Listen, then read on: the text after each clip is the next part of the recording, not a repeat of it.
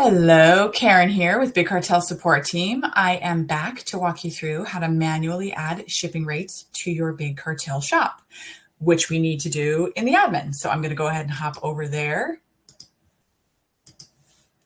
And here we are on the dashboard, but I need to get to the shipping setup. So in the left navigation, we'll click Shop Settings and Shipping. Now, by default, the shop will be set to manual shipping right here. But if you've switched over to the automatic shipping setup and you want to switch back, you can do that right here. Now, I have not added any shipping yet, so this is what you're going to see on your end if you also haven't added any shipping rates to your admin. This is just the default to give you a starting point. Now, first up, this primary shipping profile, this is going to automatically be applied to all products in your shop. So we've got the US as the default region right here. I can change that if I need, but I am in the US, so I will leave it alone. And for this primary shipping profile, just for example, if I want to make it really simple and just have one profile and one set of rates applied to both my domestic and international customers, I can totally do that. I would just click this pencil icon right here across from the US. I would click this drop down, and then I would click everywhere if I want to include the entire world. That would apply my one set of rates to the entire world. Or I can click open any of these drop downs and include my neighboring countries if I'd like. So maybe I want to start offering international shipping to just Mexico and Canada. I want to start small. I can definitely do that. I would just click open the Americas, click open North America, and then I would just select Canada and Mexico. And then we can see that the selected regions up here reflects that change. And you can do this with any of the countries in that list. And you can change it down the road. So you're definitely not stuck if you decide, oh, maybe my reach is a little too broad and I need to narrow it a little bit to start out with. You can definitely change it. Now we're going to say that I've calculated my shipping and I know it's going to cost more to ship to Mexico and Canada. So I'm actually going to stick to the US for this one, and I'm going to save that. And now I need to add my rates for the primary shipping profile. We can see that I have not added any rates right here. Now you're going to want to create your own profiles and add your rates based on your product line and how much it actually costs to ship your products. So for this particular walkthrough, we're going to use my test shop's product line, which is to start with, we're going to do the small items, aprons and tote bags. We're going to say those can be folded really flat and they can just be shipped in a small bubble mailer. So that's what we're going to use for this primary shipping profile. So with that in mind, I'm going to click to edit this default standard method here.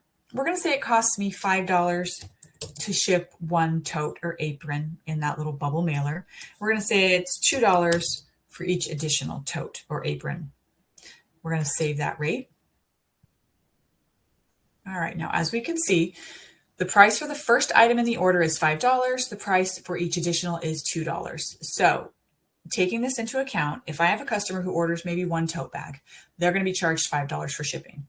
If maybe they order a tote bag and an apron, they're going to get charged $7 because the system is going to take the highest price for first item in the order and add the price for additional items for every other product in the cart when it comes up with shipping. So they'll get charged $7 for a tote and an apron, or if they purchase two totes and an apron, they're going to get charged $9 because this is going to continue stacking for each additional product in the cart. Now, any product assigned to this particular profile will have these rates. And since this is the default assigned to all products, we're going to see this automatically assigned. You can see this right here. My products are automatically assigned this primary shipping profile. Now you can add other shipping methods if you'd like.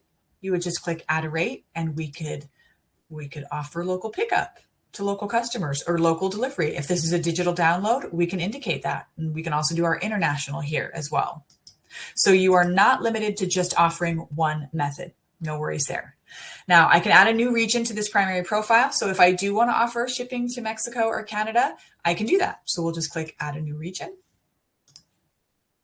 And we'll just open up the drop downs until we find the countries that we want to select. Again, we can see that reflected right here. So we'll close that and click save. Again, as my business grows, I can definitely expand my international shipping regions down the road. So I've saved that, but I see this message stating that buyers cannot check out yet. And that's because I have not added shipping rates. So I'm going to go ahead and click to add a rate, and I will choose international 7 to 14 days. And we're going to say that it costs $15 to ship the first item, and we'll say $5 for each additional, and we'll save that. All right, now we can see my international rates in that primary profile. So this is my primary profile. This is going to automatically be assigned to all products in my shop. But I have sweatshirts that will not fit in that tiny little mailer. So I need another profile. So we'll scroll down, we'll click add new shipping profile, and we will name it sweatshirts. Now you're going to notice this little checkbox right here. Items using this profile are shipped and charged separately. If I check that box, then any product I assign this profile will have to ship separately, and the system is going to calculate that accordingly on the checkout page. So this would be good for items that actually have their own specific packaging, like poster tubes. You can only fit posters in a poster tube, unless you sell like bouncy balls or marbles. But really, you're only going to put posters in a poster tube. Or if you're a potter and you have a line of handmade mugs that have this perfect square box that they go in, that would be another example. If you want to ship those separately, you would want to check that box. And then you would assign all your mugs this particular shipping profile. But if this product can ship with other products, don't check this box. So I'm going to go ahead and save that.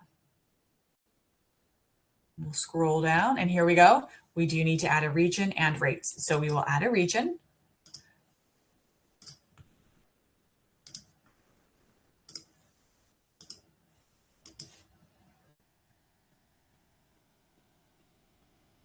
And we are going to say that it is, let's also stick with the standard 2 to 5 days so they can be combined. Let's say this costs me $10 to ship a sweatshirt and maybe $3 for each additional. We'll save that. All right, now, since I am offering international here, I would ideally want to offer international here, but I'm going to go ahead and skip that. You'll just want to make sure that your own profiles match up based on where you want to ship, and you'll be good to go. But I'm going to skip that right now. Instead, I'm going to click over to the product section right here in the left navigation. Now, remember, by default, all products will be assigned that primary shipping profile, and we can see that in action. If I click into my tote bag and I scroll down right here, it's assigned the primary. There it is. And that works because my tote bags and my aprons fit in that flat little mailer. So I don't need to change anything there. But I've got those sweatshirts. So let's click into the sweatshirts. And we do not want the primary for this one. So we're going to click that drop down, and we're going to click sweatshirts. And this little checkbox shows up, apply shipping profile setting to all variants. I would want to leave that checked as is if that's the case. So we're going to say all these sweatshirts apply to that particular profile. But maybe I have been getting requests for larger sizes from my customers. So I have added some larger sizes to my shop. However, those larger sizes do cost a little bit more to ship. It's totally no problem. You can take that into account. Let's go ahead and hop back over to the shipping section, and we need to add that new profile. So click to add a new profile. We're going to name it oversize, and we'll save that. And we need to add a region just like we did before.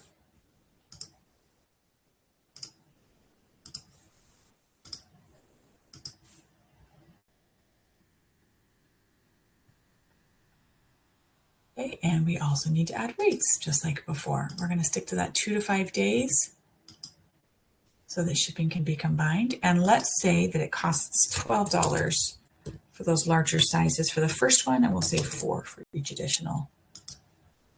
Okay, again, I'm not going to worry about adding the international rates, but when you're doing this on your end, make sure you are covering all your bases and making sure that they match up. This is one of those do as I say, not as I do type moments. We're going to hop back over to the product section. We're going to click into that sweatshirt.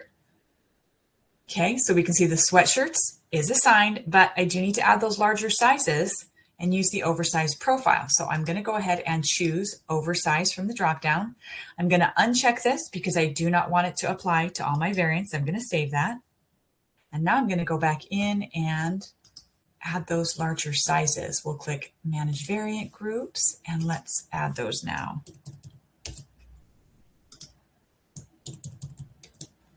We'll save that. All right, now we can see these two new variants have that oversized profile. So since these two sizes cost more to ship, their shipping is now going to be calculated appropriately. And let's test that out because all these profiles are going to combine on the checkout page to calculate shipping. So I'm going to hop over to the storefront. We'll click View Your Shop here in the left navigation. Okay, and here we are. Now I'm going to add a tote bag to the cart. And we will add a sweatshirt. And we will click to check out here. All right, let's add some just test information right here to get a calculation. And it's a really good idea to do calculations on your end, just to make sure you've dialed in your rates really accurately because you do not want to have to cover any shipping shortfalls. Okay, now as you notice right here, shipping has not been calculated. So we're going to go ahead and click Next. And based on my rates, this customer is going to, or me, is going to get billed $12 shipping for that sweatshirt and the tote bag. And that is accurate. The system took the $10 rate for the first item in the cart and then added the $2 for the tote bag to come up with shipping. And that's how it's always going to work. The system will always take the highest alone rate of all the products in the cart and add the others rate for the rest of the products to calculate shipping. Now, a side note here, one thing to keep in mind, in order for the system to be able to combine shipping across different products and profiles is that the name of the shipping method has to match. So just for example, maybe I decide I want to create a custom method first class delivery. And I've got first class delivery added to more than one profile. Those profiles will combine just like these have, as long as I have spelled them the exact same way. If I have it named first class on one profile, but I've got it named first class delivery on another, the system is going to see that as two separate methods and it will not combine them, just so you know. So just keep that in mind when you're going through. Make sure you name your methods the exact same if you want them to combine on the checkout page. All right, so maybe I realize I want a larger size. You know, this happens all the time. I always change my cart whenever I do online shopping. And maybe your customers do too. They're like, oh, I want a bigger size. Let's go back to the cart. Let's get rid of that large and do a bigger size.